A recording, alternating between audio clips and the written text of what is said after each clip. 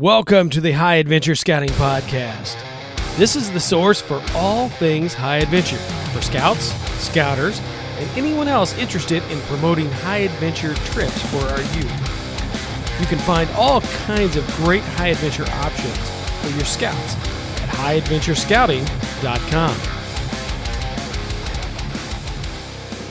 High Adventure Rob here from highadventurescouting.com. Over the years, I've heard all kinds of things that adult leaders will bring with them to Philmont that really aren't needed. It's really hard to leave those things at home, and even more difficult to not pack to your peers.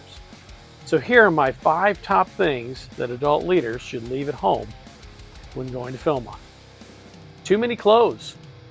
My nephew completed a through hike on the Appalachian Trail, which is roughly 2,200 miles, and he had 1 pair of pants and 2 shirts. I took 3 shirts for my last Philmont trek, and I'd probably chuck one of those shirts next time. Now you're going to stink just like the rest of your crew, so don't overpack on clothes. Separate stove for coffee. Now I've heard adults talk about this for years. I didn't take an extra stove during my last trek, but I did make a pretty good cold coffee recipe. Now that mix cost me about 1.5 pounds. Of course, it weighed less as the trip went along, but next time I'm going to take instant coffee pack. I honestly didn't miss my morning coffee after a few days, and not many humans drink as much coffee as I do. So taking the extra weight at this point seems like a waste in my book. That's coming from someone who has done it before.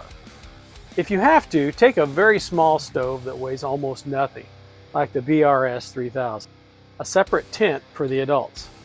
I'll get a lot of pushback on this one, but I believe that the adults should live by example and share a tent at Philmont. But Rob, I want my space. You have plenty of space in the great outdoors. Philmont's a big place. I've backpacked all over the country, and I've shared a tent with adult leaders almost every time. It saves space, and it's better than carrying your own tent. It also sets a good example. Cell phones.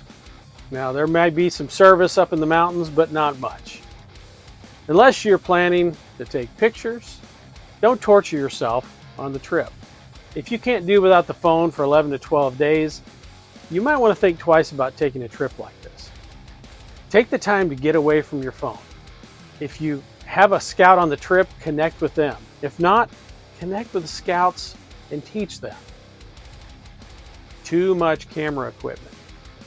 Like the pocket knife, not everyone needs a camera. I know that sounds crazy, but hear me out. The recommendation might be to designate a person to take pictures or have 1 or 2 devices that can be borrowed by anyone in the crew. On my last trip, I had a GoPro, a regular camera, and also an iPhone buried deep in my pack. I didn't use the GoPro as much as I thought. I never turned the phone on, and I ended up using the regular camera for our shots. I will scale way back on the next trip. Maybe an older iPhone might do the trick. I also have an honorable mention, chair or no chair. Now my friend Jeff Kress from GearReport.com would be team no chair. He likes to use something like this. Well, I like an actual chair.